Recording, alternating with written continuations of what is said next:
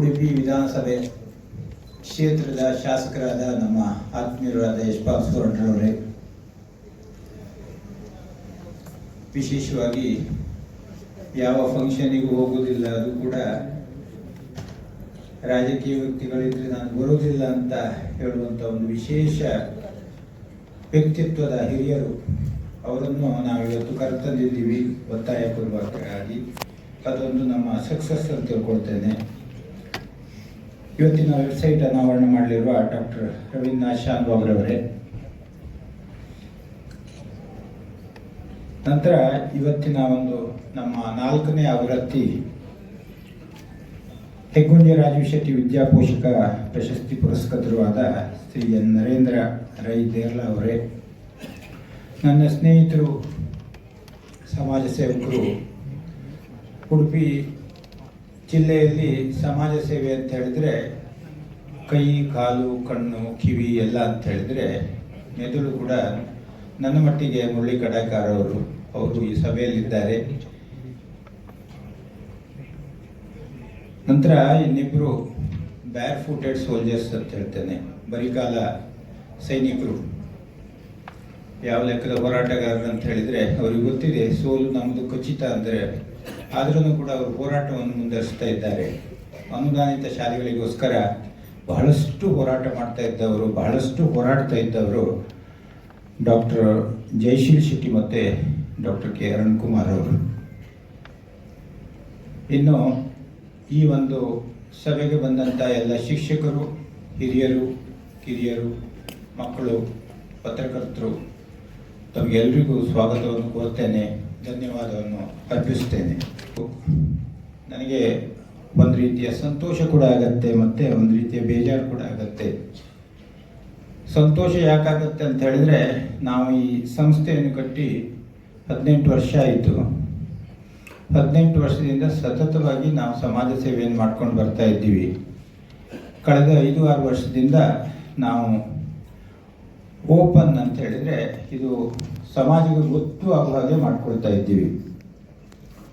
ಸಂತೋಷದ ವಿಷಯ ಅಂತ ಹೇಳಿದರೆ, ಈ ಸಮವಸ್ತ್ರದ ವಿಚಾರದಲ್ಲೇ ಬರೀ ಒಂದು 3 ವರ್ಷದ ಹಿಂದೆ ನಾವು 40-42 ಸಾವಿರ ಮಕ್ಕಳಿಗೆ ಕೊಡ್ತಾ ಇದ್ವಿ. ಅದರಲ್ಲಿ ಸರ್ಕಾರಿ ಪ್ರೌಢಶಾಲೆ ಕೂಡ ಇನ್ಕ್ಲೂಡೆಡ್ ಇತ್ತು. ಯಾಕಂದರೆ ಸರ್ಕಾರಿ ಪ್ರೌಢಶಾಲೆಯಲ್ಲಿ ಒಂದೇ ಜೊತೆ ಕೊಡ್ತಾ ಇದ್ರು, 2ನೇ ಜೊತೆ ನಾವು ಕೊಡ್ತಾ ಇದ್ವಿ. ಇವಾಗ ಸರ್ಕಾರಿ ಪ್ರೌಢಶಾಲೆಯಲ್ಲಿ 2 ಜೊತೆ ಕೊಡ್ತಾ ಇದ್ದಾರೆ. ಆ ಹಣವನ್ನು ಬೇರೆ ಕಡೆ ವಿನಿಯೋಗ ಮಾಡುವ ಅನ್ನೋ ಕಾರಣದಿಂದ ನಾವು ಅನುದಾನಿತ ಮಕ್ಕಳಿಗೆ ಮಾತ್ರ ಕೊಡ್ತಾ ಇದ್ದೀವಿ. ಸ್ವಲ್ಪ ಉಳಿತಾಯ ಆಗುತ್ತೆ, ಅದನ್ನು ಬೇರೆ ಕಡೆ ಖರ್ಚು ಮಾಡ್ತಾ ಇದ್ದೀವಿ. ಆದರೆ ಬೇಸರ ವಿಚಾರ ಅಂತ ಹೇಳಿದ್ರೆ, ನಾವು ಈ ಒಂದು 4-5 ವರ್ಷದಿಂದ ಅನುದಾನಿತ ಮಕ್ಕಳು ಸುಮಾರು 22,000 ಜನ ಮಕ್ಕಳು ಇದ್ದರು ಉಡುಪಿಯಲ್ಲಿ. ಸುಮಾರು 240 ಸ್ಕೂಲ್ಗಳು ಅಪ್ಲಿಕೇಶನ್ ಆಗ್ತಾ ಇದ್ರು. ಇವಾಗ ಬರೀ 200 ಸ್ಕೂಲ್ ಮಾತ್ರ ಇದೆ. ಬರೀ ಮಕ್ಕಳ ಸಂಖ್ಯೆ 17,800 ಆದರೂ ಕೂಡ ನಾವು ಸಣ್ಣ ಸಣ್ಣ ಪ್ರೈವೇಟ್ ಸ್ಕೂಲು, ಇಲ್ಲಿ ಫೀಸ್ ತಗೊಳ್ಳೋದಿಲ್ಲ, ಅವ್ರನ್ನೆಲ್ಲ ಇನ್ಕ್ಲೂಡ್ ಮಾಡಿಕೊಂಡು 20,000 ಜನ ಮಕ್ಕಳಿಗೆ ಕೊಡ್ತಾ ಇದ್ದೀವಿ. ನಾನು ಅದೇ ಹೇಳ್ತಾ ಇದ್ದೆ, ಬರಿಗಾಲ ಸೋಲ್ಜರ್ಸ್ ಅಂತ. ಅವ್ರಿಗೆ ಗೊತ್ತಿದೆ ಈ ಅನುದಾನಿತ ಸ್ಕೂಲು ಇದು ಬಹಳ ವರ್ಷ ನಡೆಯುವುದಿಲ್ಲ.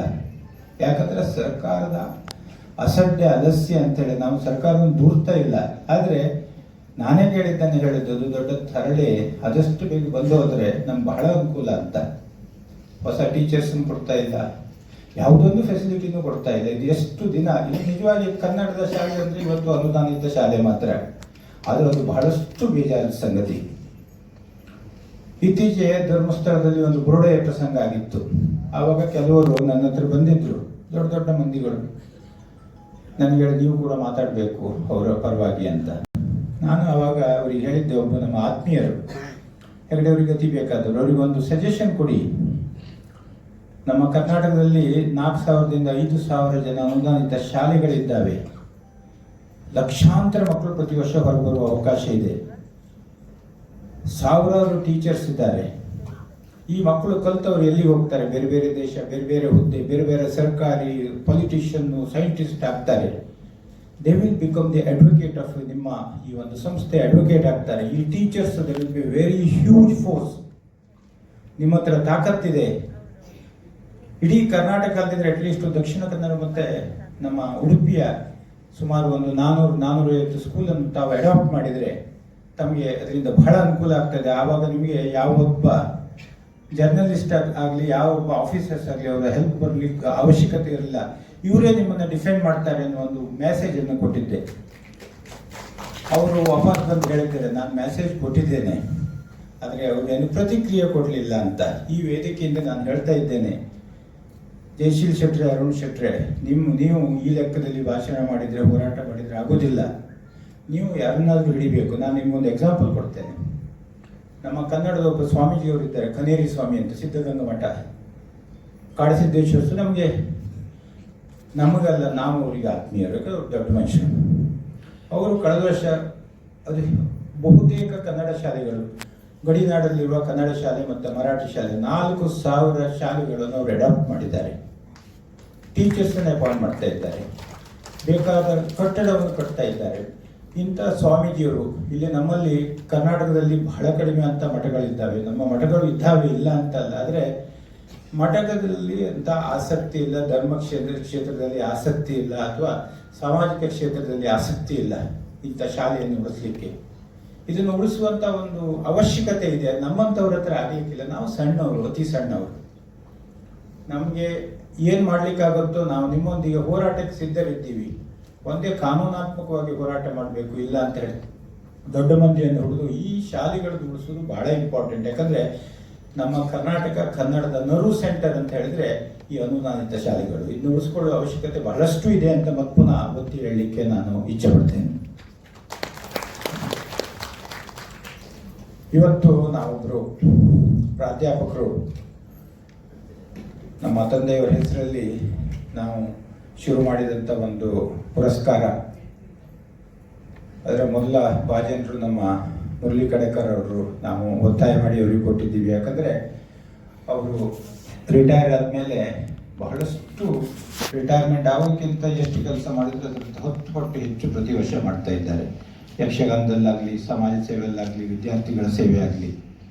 ಹಾಗೆ ಈ ನಮ್ಮ ಆವೃತ್ತಿ ಅನ್ನೋದು ಯಾರಾದರೂ ಒಬ್ಬ ರಿಟೈರ್ಡ್ ಟೀಚರ್ಸ್ ರಿಟೈರ್ ಆದಮೇಲೆ ತನ್ನ ಫುಲ್ ಎನರ್ಜಿಯನ್ನು ಸಮಾಜಕ್ಕೆ ಕೊಡ್ತಾನೋ ಅವರನ್ನು ನಾವು ಸಿಲೆಕ್ಟ್ ಮಾಡ್ಕೊಳ್ತಾ ಇದ್ದೀವಿ. ಕಾರಣ ಅಂತೇಳಿದ್ರೆ ನಾನು ನೋಡಿದ್ದೆ, US ಯೂನಿವರ್ಸಿಟೀಸ್ಗೆಲ್ಲ ಹೋಗ್ತಾ ಇದ್ದೆ ನಾನು, ಎಲ್ಲಿ ಪ್ರೊಫೆಸರ್ಸು 90-92 ವರ್ಷದವರೆಗೂ ಕೆಲಸ ಮಾಡ್ತಾರೆ. ಯಾಕೆ ಬೇಕಾದಷ್ಟು ಅವಕಾಶ ಇರುತ್ತೆ ಅಂಥವನ್ನು ಗುರುತಿಸಿ ಕೊಡೋದ್ರಿಂದ ಇದೊಂದು ಸೋಷಿಯಲ್ ಮೆಸೇಜ್. ಜಯಶೀಲ್ ಶೆಟ್ಟರು ಬಂದಿದ್ದಾರೆ ಇವತ್ತು. ಅವರೊಬ್ಬರು ಸಹಕಾರಿ ಧುರೀಣರು, ಇಲ್ಲಿ ನಮ್ಮ ಶುಗರ್ ಮೇಲೆ ಇತ್ತು ಬಂದಾಯಿತು, ಅವ್ರಿಗೆ ಬಹಳಷ್ಟು ನೋವಿದೆ ಅದ್ರ ಬಗ್ಗೆ. ಅದನ್ನು ಇನ್ನೊಮ್ಮೆ ಶುರು ಮಾಡಬೇಕಂತ ಅವರು ಅವಿರತವಾಗಿ ಹೋರಾಟ ಮಾಡ್ತಾ ಇದ್ದಾರೆ. ನಾನು ಅವ್ರಿಗೆ ಹೇಳ್ತಾ ಇದ್ದೇನೆ, ನಮ್ಮ ಅವಿಭಜಿತ ದಕ್ಷಿಣ ಕನ್ನಡದಲ್ಲಿ ಖಂಡಿತವಾಗಿ ಕೃಷಿ ಆಗಬೇಕಾದ್ರೆ ಇನ್ನೊಂದು 10 ವರ್ಷ 20 ವರ್ಷ ಬೇಕು. ಯಾವಾಗ ಅಷ್ಟು ನೆಸೆಸಿಟಿ, ಸರಾಯಿ ಅಂಗಡಿ ಹಾಕಿ ಮಾಡುವಂಥ ಲಾಭಕ್ಕಿಂತ ಹೆಚ್ಚು, ಅಥವಾ ಹೋಟ್ಲ್ ಹಾಕಿ ಮಾಡುವಂಥ ಹೆಚ್ಚು, ಅಥವಾ IT ಯಲ್ಲಿ ಬರುವುದಕ್ಕಿಂತ ಹೆಚ್ಚು ಆದಾಯ ಬಂದರೆ ಮಾತ್ರ ನಮ್ಮವರು ಕೃಷಿಗೆ ಹೋಗ್ತಾರೆ. ಅಷ್ಟರೊಳಗೆ ಕೃಷಿಗೆ ಹೋಗುವುದಿಲ್ಲ. ಅದಕ್ಕೆ ಪರ್ಯಾಯ ವ್ಯವಸ್ಥೆಯನ್ನು ಮಾಡಬೇಕು. ಅದ್ರ ಬಗ್ಗೆ ಸಮಾಲೋಚನೆ ಮಾಡ್ತಾ ಇದ್ದೀವಿ. ಖಂಡಿತವಾಗಿ ಏನಾದರೂ ಒಂದು ಯಾವುದರಲ್ಲಿ ಅತಿ ಹೆಚ್ಚು ಲಾಭ ಇದೆಯೋ ಅದು ಮಾಡಬೇಕು. ನಾನು ಅವರಿಗೆ ಹೇಳಿದ ಒಂದು ವಿಚಾರ, ಬೆಂಗಳೂರಲ್ಲಿ ನಮ್ಮ ಕುಂದಾಪುರ ಮತ್ತು ಬೈಂದೂರು ಸೈಡಿಂದ ಸುಮಾರು 10,000 ಗಾಡಿಗಳಿದ್ದಾವೆ. ಇಡ್ಲಿ ವಡೆ ಮಾಡು ಅಥವಾ ಊಟ ಮಾಡಿಸಿ ಮಾರುವಂಥ ಗಾಡಿಗಳು. ಬೆಳಿಗ್ಗೆ ತಮ್ಮ ಕೂತ್ಕೊಳ್ತಾನೆ ಗಾಡಿಯಲ್ಲಿ, ಮಧ್ಯಾಹ್ನ ಮೇಲೆ ಅಣ್ಣ ಕೂತ್ಕೊಳ್ತಾನೆ, ಮನೆಯಲ್ಲಿ ಅಡುಗೆ ಮಾಡ್ಕೊಂಡು ಬಂದು ಮಾರ್ತಾರೆ. ಅವರಿಗೆ ದಿನಕ್ಕೆ ಒಂದು ಗಾಡಿಯಲ್ಲಿ 10,000-15,000 ಅರ್ನ್ ಮಾಡ್ತಾರೆ. ಎಲೆಕ್ಟ್ರಿಸಿಟಿ ಇಲ್ಲ, ರೆಂಟ್ ಇಲ್ಲ, ಯಾವುದೂ ಇಲ್ಲ. ಅಂಥ ಒಂದು ಇನ್ಕಮ್ ಇರುವಾಗ ಕೃಷಿಗೆ ಜನರು ಯಾಕೆ ಬರ್ತಾರೆ? ಯಂಗ್ಸ್ಟರ್ಸ್. ಕೃಷಿಗೆ ಯಂಗ್ಸ್ಟರ್ಸನ್ನು ಅಟ್ರಾಕ್ಟ್ ಮಾಡಬೇಕಾದ್ರೆ we should have something which attracts them. ಹಾಗಾಗಿ ಕೃಷಿಗೆ ಉತ್ತೇಜನ ಕೊಡೋದು ಬಹಳಷ್ಟು ಇಂಪಾರ್ಟೆಂಟ್ ಇದೆ. ನಮ್ಮ ಇಡೀ ಜಗತ್ತು ಇವತ್ತು ಫುಡ್ ಸೆಕ್ಯೂರಿಟಿಯಿಂದ ತತ್ತರ ಆಗ್ತಾ ಇದೆ. ನಮ್ಮಲ್ಲಿ ಬೇಕಾದಷ್ಟು ಫುಡ್ ಪ್ರೊಡಕ್ಷನ್ ಆಗ್ತಾ ಇದೆ. ನಮ್ಮದು ಫುಡ್ ಇನ್ಫ್ಲೇಷನ್ ಮೇಲೆ ಹೋಗ್ತಾನೆ ಇಲ್ಲ. ಬೇರೆ ದೇಶದಲ್ಲಿ 25-30-40% ಫುಡ್ ಇನ್ಫ್ಲೇಷನ್ ಹೋಗ್ತಾ ಇದೆ. ಯಾವ ದಿನದಲ್ಲಿ ಫುಡ್ ಇನ್ಫ್ಲೇಷನ್ ನಮ್ಮ ಸರ್ಕಾರ ಬಿಡುವುದಿಲ್ಲ ಮೇಲೆ ಹೋಗ್ಲಿಕ್ಕೆ, ಯಾಕಂದರೆ ಸರ್ಕಾರನೇ ಬಿದ್ದು ಹೋಗುತ್ತೆ. ಹಾಗಾಗಿ ನಮ್ಮಲ್ಲಿ ಕೃಷಿ ಆಗಲಿಕ್ಕೆ ಅವಕಾಶ ಇದೆ. ನಾವೆಲ್ಲ ಸಣ್ಣದಿರುವಾಗ ಡಿಸ್ಟ್ರಿಕ್ಟ್ ಬಾರ್ಡರ್ಸ್ ಅಂತಿತ್ತು, ಜಯಶೀಲ್ ಶೆಟ್ಟರಿಗೆ ಗೊತ್ತಿರ್ಬೋದು. ನಾವು ಶಿವಮೊಗ್ಗದಲ್ಲಿ ಬೆಳೆದಂಥ ಅಕ್ಕಿ ನಾವು ದಕ್ಷಿಣ ಕನ್ನಡಕ್ಕೆ ತರಬೇಕಾದ್ರೆ ಪರ್ಮಿಷನ್ ಬೇಕಿತ್ತು. ಯಾಕಂದರೆ ಡಿಮಾಂಡ್ ಇಷ್ಟು ಸಪ್ಲೈ ಅಂತ. ಯಾವ ಯಾವ ಜಿಲ್ಲೆಯಲ್ಲಿ ಎಷ್ಟು ಬೆಳೀತಾರೋ ಆ ಜಿಲ್ಲೆಗೆ ಮಾತ್ರ ಅದು ಸೀಮಿತ ಆಗಬೇಕು, ಅಲ್ಲಿ ಮಾತ್ರ ಕಾಸ್ಟ್ ಕಡಿಮೆ ಬರಬೇಕು ಅನ್ನುವ ಸರ್ಕಾರಿ ಧೋರಣೆ. ಇವತ್ತು ನೋ ಬಾರ್ಡರ್ಸ್. ಹಾಗಾಗಿ ನಾವು ಕೃಷಿ ಮಾಡಬೇಕಾದ್ರೆ ಏನಪ್ಪ ಅಂತ ಹೇಳಿದ್ರೆ we have to be very very proud of it. ಅದರಲ್ಲಿ ನಮಗೆ ಒಂದು ಸಂತೃಪ್ತಿ, ಸುಖ, ಸಂತೋಷ ಸಿಕ್ಕಿದ್ರೆ ಮಾತ್ರ ಮಾಡಬೇಕು ಹೊರತು ಬರೀ ಹಣ ಟ್ರಾನ್ಸಾಕ್ಷನಲ್ಲಾದರೆ ಕೃಷಿ ಮಾಡಲಿಕ್ಕೆ ಕಷ್ಟ ಅಂತ. ಇನ್ನು ಈ ರಾಜಕೀಯದ ವಿಚಾರವಾಗಿ ನಾನು ಹೇಳ್ತೇನೆ, ನಾನು ಬೇಕಾದಷ್ಟು ತಿರುಗಿದ್ದೇನೆ. ನಮ್ಮ ದೇಶದಲ್ಲಿ ನಿಜವಾಗಿ ಇನ್ನೊಬ್ಬರ ರಾಜಕೀಯ ವ್ಯಕ್ತಿಗಳನ್ನ ಒಳ್ಳೆಯವರಂತ ಹೇಳೋದಿಲ್ಲ, ಆದರೂ ವಿಶೇಷವಾಗಿ ನಮ್ಮ ಕರಾವಳಿಯಲ್ಲಿ ಇವತ್ತು ಕೂಡ ಸ್ವಲ್ಪ ಆದರೂ ನಿಯತ್ತಿದೆ. ಬೇರೆ ಕಡೆಯಲ್ಲಿ ಅಷ್ಟು ಕೂಡ ನಿಯತ್ತಿಲ್ಲ. ನಾವು ಯಾರ ಬಗ್ಗೂ ಹೇಳೋದಿಲ್ಲ ಭಾರತೀಯರು. ನಾವು ಯಾರು ಒಬ್ಬ ವ್ಯಕ್ತಿ ಬಗ್ಗೆ ಹೇಳಿದರೆ ನಾವು ಆ ಪಾರ್ಟಿಯವರು ಈ ಪಾರ್ಟಿಯವರು ಅಂತ ಹೇಳ್ತಾರೆ. ಹಾಗಾಗಿ ಬೇರೆ ದೇಶದ ಬಗ್ಗೆ ಹೇಳ್ತೇನೆ. ತಾವು ಪುಟಿನ್ ನೋಡಿರ್ಬೋದು. ಪುಟಿನ್ ನಡೆಯುವ ಒಂದು ಸ್ಟೈಲನ್ನು ಯಾರಾದರೂ ನೋಡಿದರೆ, ಅವನು ರೈಟ್ ಹ್ಯಾಂಡ್ ಯಾವಾಗಲೂ ಹೀಗೆ ಇಟ್ಕೊಳ್ತಾನೆ, ಲೆಫ್ಟ್ ಹ್ಯಾಂಡಲ್ಲಿ ಮಾರ್ಚ್ ಮಾಡ್ತಾನೆ. ಬರೀ 2 ವರ್ಷ ಅವನು ಮಿಲಿಟರಿ ಟ್ರೈನಿಂಗ್ ತಗೊಂಡದ್ದು, ಗನ್ ಹಿಡ್ಕೊಂಡು. ಇವತ್ತು ಕೂಡ ಆ ಡಿಸಿಪ್ಲಿನ್ ಇದೆ ಅವನ ಹತ್ರ, ಠಕ್ ಠಕ್ ಠಕ್ ಅಂತ. ನಂತರ ಸೀಕ್ರೆಟ್ ಸರ್ವಿಸಲ್ಲಿ 15 ವರ್ಷ ಆಯಿತು, 35 ವರ್ಷ ಪಾಲಿಟಿಷಿಯನ್ ಆಗಿದ್ದಾನೆ. Is A correct politician. ಆದರೆ ದೇಶ ಮುಖ್ಯ ಅಂತ, ಅದೇ ನೋಡಿ ಟ್ರಂಪ್ ತನ್ನ ದೇಶವನ್ನೇ ಮಾರ್ಬಿಡ್ತಾನೆ ಬೇಕಾದರೆ ಲಾಭಕ್ಕೋಸ್ಕರ. ಆ ಲೆಕ್ಕ ಇರುವಾಗ ರಾಜಕೀಯ ವ್ಯವಸ್ಥೆ ಇಡೀ ಜಗತ್ತಲ್ಲೇ ಹಾಗೆ ಇದೆ. ರಾಜಕೀಯ ಅನ್ನೋದು it's an ecosystem with laced with economy. ನೀವು ಹಣ ಮಾಡ್ದೇನೆ, ದುಡ್ಡು ಇಲ್ದೇನೆ ನಿಮ್ಗೆ ಯಾವ ಒಳ್ಳೆ ಕೆಲಸನೂ ಮಾಡಲಿಕ್ಕಾಗೋದಿಲ್ಲ. ಮಾಡ್ತಾರೆ ಕೆಲವರು, ಹೋರಾಟ ಮಾಡಿ ಇಡೀ ಜೀವನ ಹೋರಾಟ ಮಾಡಿ ಸ್ವಂತ ರಕ್ತವನ್ನು ಮಾಲೆ ಮಾಡಿ ಜನರಿಗೆ ಸೇವೆ ಮಾಡ್ತಾರೆ. ಆದರೆ ನಮ್ಮಂಥವರಿಗೆ ವ್ಯವಹಾರನೇ ಮಾಡಬೇಕು. ವ್ಯವಹಾರ ಮಾಡಬೇಕಾದ್ರೆ we have to be in the economic ecosystem. ಈ ಇಕಾನಮಿಕ್ ಇಕೋಸಿಸ್ಟಮ್ ಅಲ್ಲಿ ಪಾಲಿಟಿಷಿಯನ್ಸ್ ಮತ್ತು ಅಧಿಕಾರಿಗಳು one of the main constituent of it. ಇನ್ನು ಟೀಚರ್ಸ್, ನೀವೆಲ್ಲ teachers, you are all opinion makers. ತುಂಬ ಟೀಚರ್ಸ್ ಹೇಳೋದು ಕೇಳಿದ್ದೆ ನಾನು, ಇವಾಗ ಟೀಚರ್ಸಿಗೆ ಮರ್ಯಾದೆ ಕೊಡೋದಿಲ್ಲ ಅಂತ. ಮರ್ಯಾದೆ ಅಂದರೆ ಹೇಗೆ ಅಂತ, ನಮ್ಮ ತಂದೆಯವರು ಟೀಚರ್ ಆಗಿದ್ದರು. ನಮ್ಮ ಊರಲ್ಲಿ ಎಲ್ಲರೂ ಬರ್ತಾ ಇದ್ರು ಕಾಗದ ಓದಲಿಕ್ಕೆ, ಕಾಗದ ಬರೀಲಿಕ್ಕೆ, ಡಾಕ್ಯುಮೆಂಟ್ ಓದಿಸ್ಲಿಕ್ಕೆ. ಆವಾಗ ಅವರಿಗೆ ಅವರ ಅವಶ್ಯಕತೆ ಇತ್ತು. ಹಾಗಾಗಿ ಬರುವಾಗ ಏನೋ ತರಕಾರಿನೋ, ಕಾಯಿನೋ, ಕೋಳಿನೋ, ಮೊಟ್ಟೆನೋ ತಗೊಂಡು ಬರ್ತಾ ಇದ್ರು. ಕ್ರಮೇಣವಾಗಿ ಎಲ್ಲರೂ ಎಜುಕೇಶನ್ ಆದಮೇಲೆ ಎಲ್ಲ ಮನೆಯಲ್ಲೂ ಯಾರೂ ಬರ್ತಾ ಇರಲಿಲ್ಲ. ಆವಾಗ ನಮ್ಗೆ ಅರ್ಥ ಆಗ್ತಾ ಇತ್ತು ಇಟ್ ಇಸ್ ಎ ಟ್ರಾನ್ಸಾಕ್ಷನಲ್ ಅಂತ. ಫಾರ್ ಎ ರೀಸನ್ ಒಬ್ಬರು ಟೀಚರ್ಸಿಗೆ ಗೌರವ ಕೊಡೋದಿಲ್ಲ ಅಂತ ಹೇಳಿದರೆ ಅದರರ್ಥ ನಮಗೆ ಗೌರವ ಇಲ್ಲ ಅಂತಲ್ಲ. ನಾವು ಗೌರವವನ್ನು, ನಮ್ಮ ಗೌರವವನ್ನು, ಟೀಚರ್ಸ್ ಗೌರವವನ್ನು ನಾವು ಯಾವಾಗಲೂ ಮೇಂಟೈನ್ ಮಾಡಬೇಕು. ನೀವೆಲ್ಲ ಮೇಂಟೈನ್ ಮಾಡ್ತಾ ಇದ್ದೀರಿ. ನಮ್ಮ ಈ ಅವಿಭಜಿತ ದಕ್ಷಿಣ ಕನ್ನಡದಲ್ಲಿ ಇವತ್ತು ಕೂಡ teachers they are so disciplined and you are a change makers, you are an opinion makers. ನಾನೊಂದು ಸ್ಕೂಲಿಗೆ ಹೋಗಿದ್ದೆ ಇತ್ತೀಚೆ. ನಮ್ಮ ಯಾವ ಸ್ಕೂಲ್ ಅಂತ ಹೇಳೋದಿಲ್ಲ, ಯಾಕಂದರೆ I don't want to identify it. ಕೇಳಿದೆ, ನಮ್ಮ ಉಡುಪಿ ಜಿಲ್ಲೆಯ ಆದರ್ಶ ಅಥವಾ ಮೋಸ್ಟ್ ಫೇಮಸ್ ಪರ್ಸನಾಲಿಟಿ ಯಾರು ಅಂತ. ಒಂದು ಹುಡುಗಿ 9th ಕ್ಲಾಸ್ ಅವ್ರು ಹೇಳ್ತಾಳೆ, ದೀಪಿಕಾ ಪಡುಕೋಣೆ ಅಂತ. ಯಾಕಮ್ಮ ಕೇಳಿದೆ, ಶಿ ಇಸ್ ಎ ಗ್ರೇಟ್. ಎಲ್ಲ ಈಗ ಇಂಗ್ಲೀಷ್ ಮೀಡಿಯಂ ಶುರುವಾಗಿದೆ, ನಮಗೆ ಸರಿ ಇಂಗ್ಲೀಷ್ ಬರೋದಿಲ್ಲ. ಎಲ್ಲ she is A great actor. ಅಷ್ಟರ ಮಟ್ಟಿಗೂ ಕೂಡ ನಾವು ಟೀಚರ್ಸು ಈ ಮಕ್ಕಳಿಗೆ ಹೇಳ್ಕೊಡ್ಬೇಕು. ಯಾಕಂದರೆ ನಮ್ಮ ಇಕೋಸಿಸ್ಟಮಲ್ಲಿ ನೋಡಿ, ಜವಾಹರ್ಲಾಲ್ ಯೂನಿವರ್ಸಿಟಿಯಲ್ಲಿ ತುಗುಡೆ ಡ್ಯಾಂಗೊಂದಿಗೆ ಕೂತ್ಕೊಂಡು ದೇಶ ವಿರೋಧಿ ಘೋಷಣೆ ಕೂಗುವಾಗ ಇದ್ದವಳು ಈ ಪಡುಕೋಣೆ. ಅಂಥವ್ರನ್ನು ನಾವು ಆದರ್ಶವಾಗಿ ತಿಳ್ಕೊಳ್ತಾ ಇದ್ದೀವಿ. ನಾನು ಈ ಶರ್ಮರವ್ರ ಹತ್ರ ಇವಾಗ ಮಾತಾಡ್ತಾ ಇದ್ದೆ. ರಾಣಿ ಚೆನ್ನಮ್ಮಾಜಿ ಅವರು ನಮ್ಮ ಉಡುಪಿಯವರು, ಕೆಳದಿ ಸಂಸ್ಥಾನದವರು ಇರ್ಬೋದು, ಆದರೆ ಇಲ್ಲಿಂದ ಹೋಗಿ ಮದುವೆ ಆದವರು, ಹಳೆಯ ಸಂತಾನದಿಂದ ಹೋದವರು. ಔರಂಗಜೇಬನಂತ ಒಬ್ಬ ಕ್ರೂರಿಯನ್ನು ಸೋಲಿಸಿದಂಥ ಏಕೈಕ ಮಹಿಳೆ. ಪೋರ್ಚುಗೀಸರ ಹತ್ರ ಮಾತ್ರ, ಬ್ರಿಟಿಷರ ಹತ್ರ ನೇಮಿ ಸ್ಟ್ರಾಂಗ್ ಇರಲಿಲ್ಲ.